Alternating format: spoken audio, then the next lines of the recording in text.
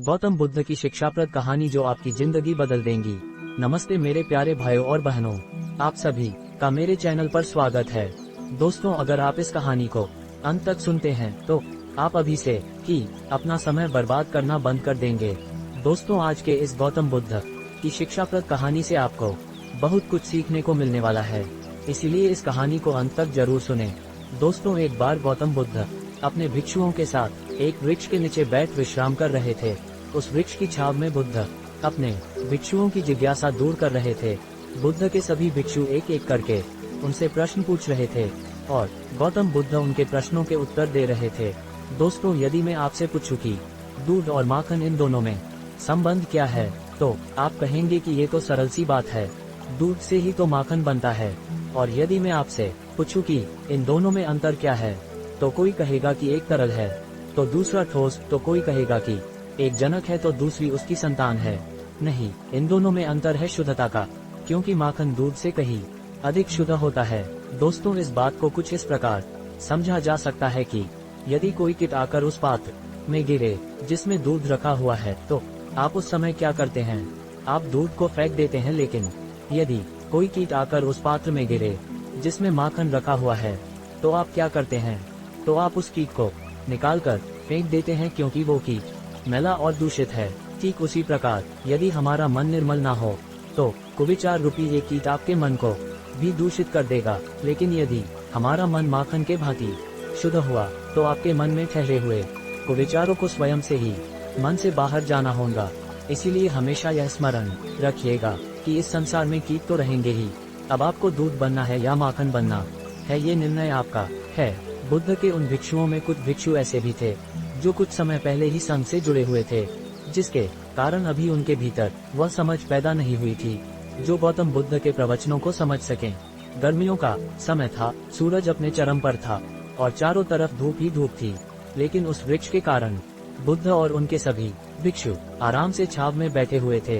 इतने में ही गौतम बुद्ध के एक भिक्षु की नजर एक बूढ़े व्यक्ति पर पड़ती है जो उस वृक्ष के पास से ही गुजर रहा था। वह भिक्षु उस बूढ़े व्यक्ति को देखकर अचानक से ही हंसने लगता है। उस बूढ़े व्यक्ति की उम्र बहुत ज्यादा हो गई थी, जिसके कारण उसकी कमर मुड़ गई थी।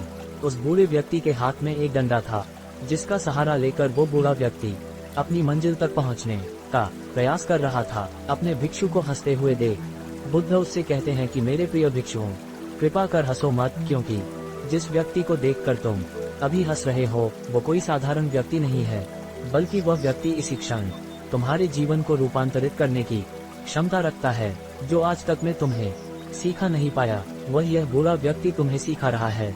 इसके द्वारा दी गई सीख को बेकार ना करो।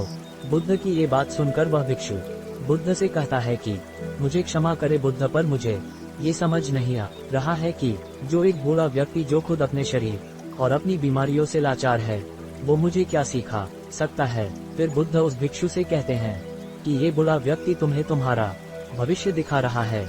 जिस बुढ़ापे को और लाचारी को देखकर तुम अभी हंस रहे हो, वो बुढ़ापा और लाचारी तुम्हारे जीवन में भी आने वाली है। वह बूढ़ा व्यक्ति तुमसे कह रहा है कि अभी समय है इस स्वस्थ शरीर का अच्छे कर्म करने के लिए उपयोग करो। अगर तुम्हारा ये स्वस्थ शरीर तुम्हारे हाथ से निकल गया तो फिर से वापस नहीं आएगा। और अभी तुम्हारा ये शरीर सही से काम कर रहा है, जैसे कि तुम्हारे हाथ, पैर, आँख, कान और ये सभी चीजें सही से काम कर रही है। क्या यह छोटी बात है? और क्या तुम इसे मामूली सी बात समझ रहे हो? यह घटना कोई साधारण घटना नहीं थी जो अभी तुम्हारे साथ घटी, और ये घटना तुम्हारे जीवन को बदलने की क्षमता रखती है। कि किसी तरह की घटना ने मेरा जीवन बदला था, और इस तरह की घटना के कारण ही मैं आज बुद्ध हूँ। फिर वह भिक्षु बुद्ध से कहता है कि क्षमा करें बुद्ध, परंतु मेरे मन में यह विचार ही नहीं आया कि मैं उस बूढ़े व्यक्ति से कुछ सीख सकता हूँ। उसे देखकर केवल मुझे हंसी आ गई। ऐसा इसीलिए हुआ क्योंकि तुम्हें अपने भीतर कहीं ना कहीं लगता है कि जिस स्थिति में आज वो बूढ़ा व्यक्ति है, उस स्थिति में तुम कभी नहीं आओगे।